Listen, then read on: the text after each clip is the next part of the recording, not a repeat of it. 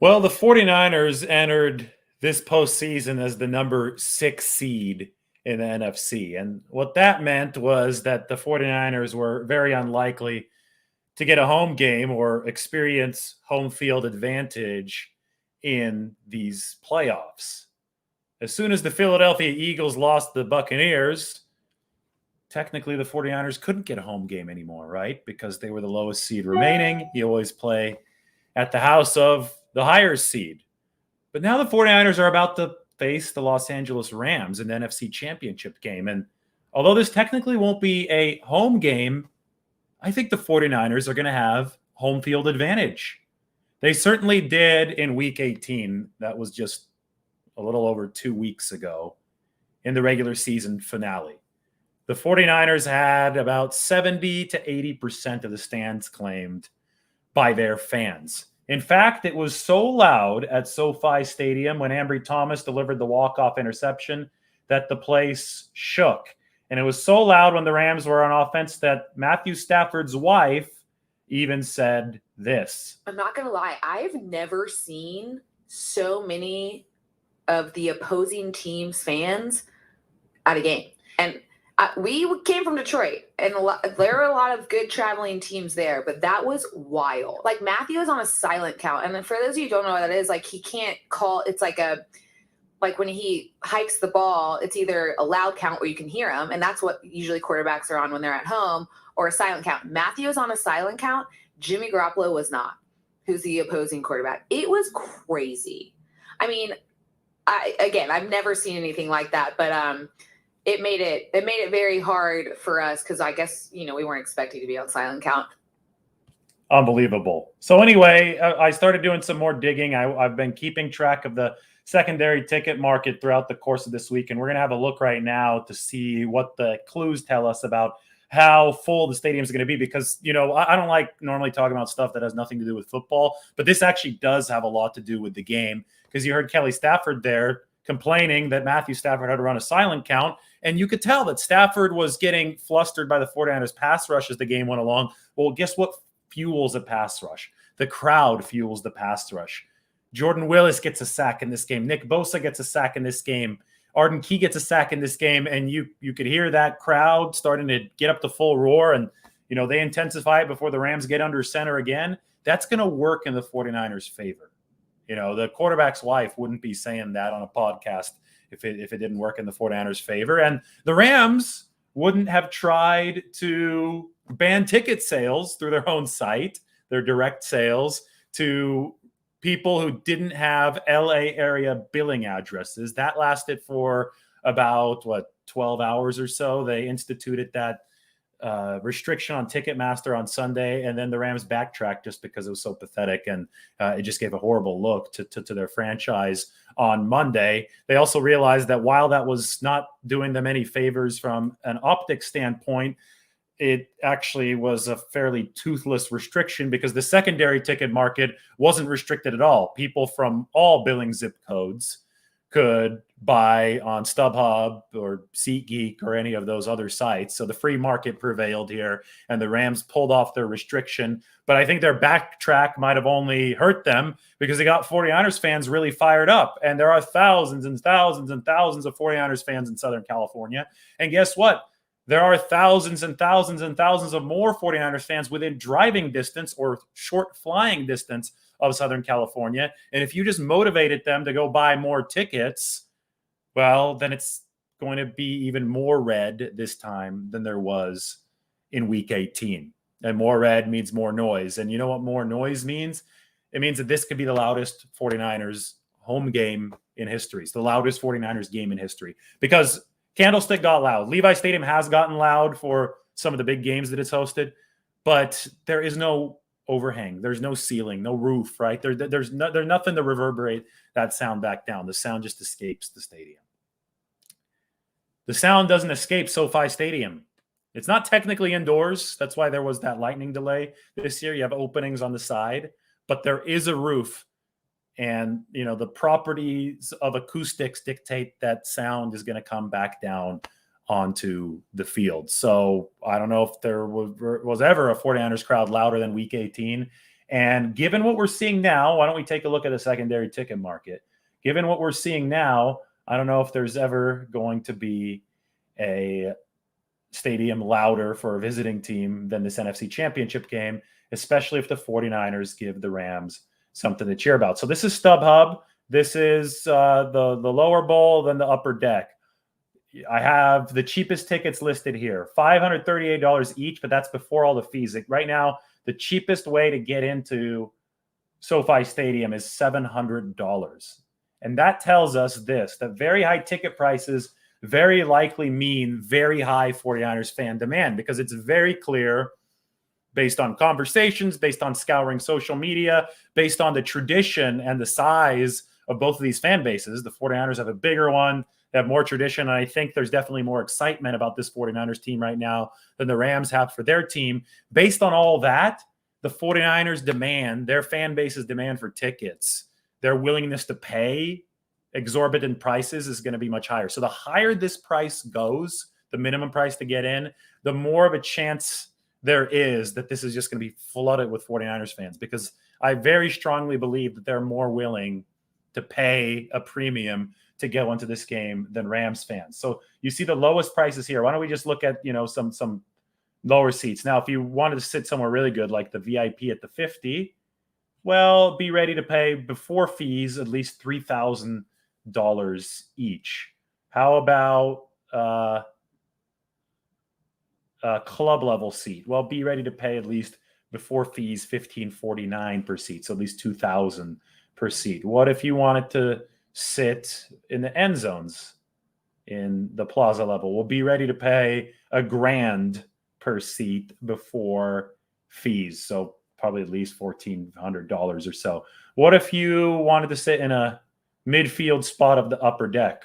We'll be ready to pay $700 before fees per seat. So probably around $850 to $900. The fees are significant, I know, on places like StubHub, but that should just give you an idea. And those high prices, well, I'm sorry, it probably means that some people won't want to go because they won't want to pay that much. But for 49ers fans, I think that means that the chance of a very red crowd is significantly high in this game. So it might be a home NFC Championship game for the 49ers after all. And I think that would make a huge difference because, as I'm breaking down this game, I already have a couple preview videos out. Subscribe to the channel right now if you haven't done that, because we're pumping out content basically bi-hourly, very frequently. I mean, I write some articles. I have some free time. I sit here. I talk about my articles. I talk about the 49ers. So make sure to hit that subscribe button. But as I'm previewing this game, and I did the other day with an initial no love lost look at 49ers and the Rams part 3, I think it's tremendously evenly matched. I think that if you look at the analytics, and we've already seen these two teams play to overtime in week 18, so that should show you that it is evenly matched. But even the analytics, offense and defense, balanced. Special teams is where the Rams have a season-long edge, but the 49ers obviously didn't have a special teams problem in their most recent game at Green Bay. So there's a chance that they've closed that gap. And you can't help but look at week 10, where the 49ers ran the Rams out of the building in Levi Stadium. So the Rams will need every point of advantage in this game, and there's a chance that the 49ers start slowly like they did in week 18. They'll need every point of advantage in this game, and they're happy they had the crowd behind them in week 18, which I think is important. It's important to talk about the crowd, because that's one of the big variables in this game that will actually have an impact in how this thing flows over the course of it. Take a look at some injury updates. I talked about Trent Williams earlier. This is the piece up on The Athletic. You could go check that out right now. Deebo Samuel's also expected to practice. I know I got a couple questions on here about Ambry Thomas. There's optimism that Ambry Thomas can return for the 49ers from his bone bruise.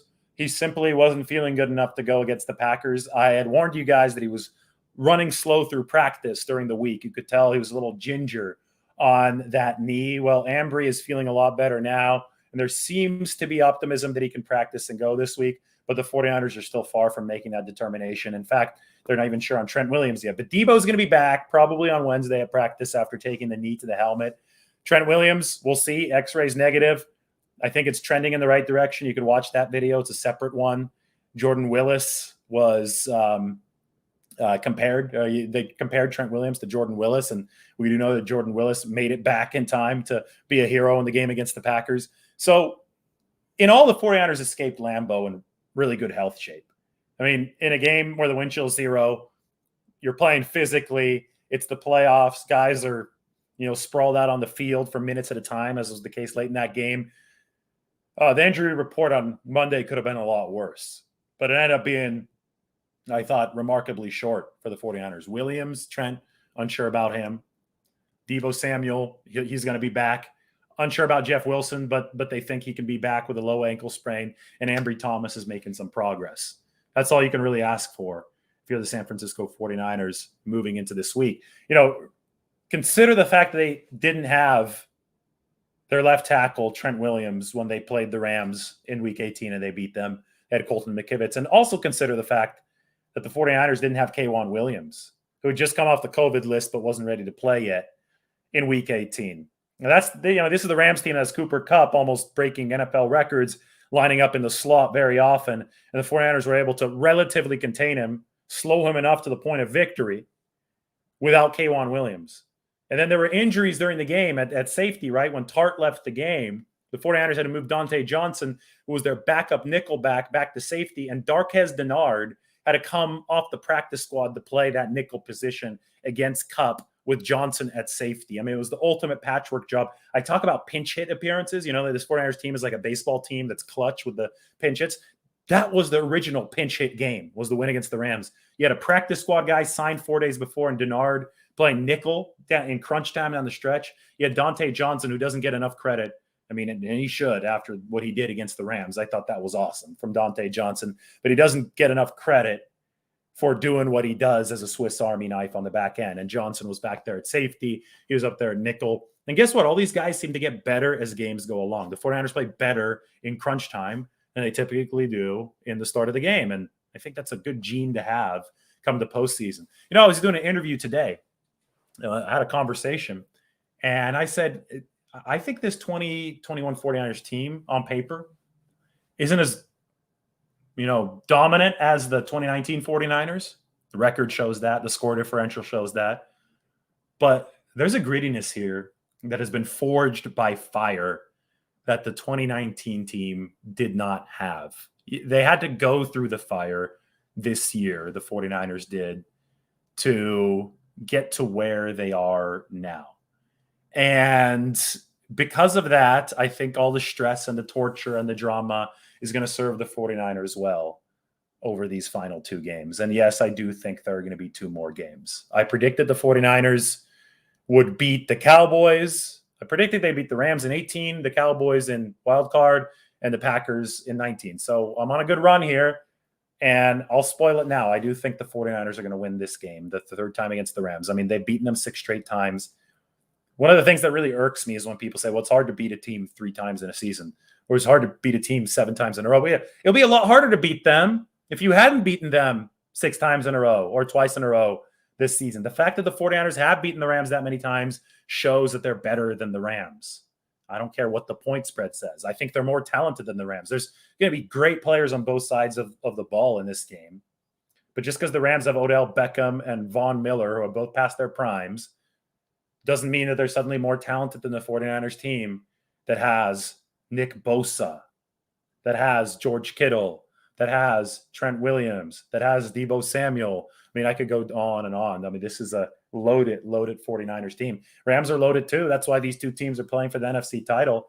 But there's also a reason why the 49ers have beaten the Rams so many straight times, because I think they're tougher, and I think they're going to win this game on Sunday. That's just my opinion. And I back it up with facts and data, but that's just what I think coming up. It would help them if they had that home field advantage. All right, couple questions, then I'm going.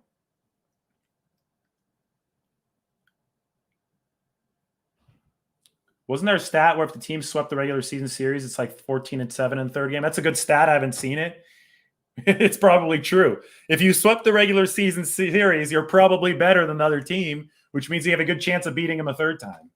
I think people just try to come up with stuff that sounds like, oh, it's tough to beat a team 3 times. Well, it's no, it would be tougher if you'd lost to them twice and you had to reverse it. And that's what the position the Rams are in right now. I just went through the injury report. There's another video for the injury report. It's not long, so check out this video right here, and we'll go with that. Do I think that the Rams almost choking helps them or hurts them? I think it hurts them. I think the 49ers wanted Tampa Bay to come back in that game, so the Rams would have to be working a little bit. So they'd be a little bit worn down as this thing went along. And that's exactly what happened. The Tampa Bay made them work. The Rams are on a shorter week now compared to the 49ers, who have an extra day of rest. I think that worked out in the 49ers' favor. I mean, the Rams looking bad, they're not going to magically fix things in a week there at the end. I think there are some, concerns about this Rams team's toughness the 49ers have exposed in the past.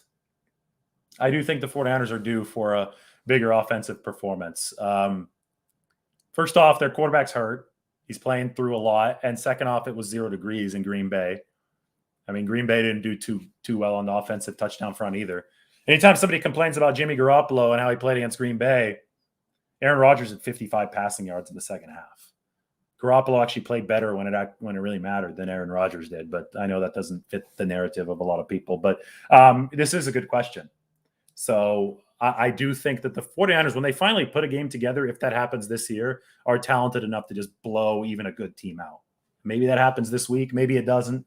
But for sure, I'm not drinking this. I'm not into the, oh my God, the 49ers should be underdogs again, despite the fact they've beaten the Rams so many straight times. It just doesn't really make sense to me in this game. If Garoppolo's healthy, he might go off. If not, he's a guy that you want back there just because he's tough. And we're going to talk about Garoppolo tomorrow morning. So everybody subscribe to the channel. It'd be great to have you aboard tomorrow. We're going to get intense with these breakdowns. We're going to get intense with some of the articles I have in the pipeline for The Athletic. We're going to cover this game like a game has never been covered before. It's the 49ers and the Rams in the NFC Championship. I know I've only been on for 17 minutes this time, but I'm doing short videos. I'm doing long videos. I'm doing medium videos. This is going to fall into that medium category. So thanks for checking it out. Hit that subscribe button. The more of you that hit it, the more often we come on, the more fun that we have. It's going to be a big week, and it might be a home game for the 49ers in the NFC Championship. I'm off to have a drink and watch some tape. I'm going to cover some tape. So follow me on Twitter right now because I'm going to be posting some clips here in a little bit. All right, everybody take care and subscribe. I'll see you soon.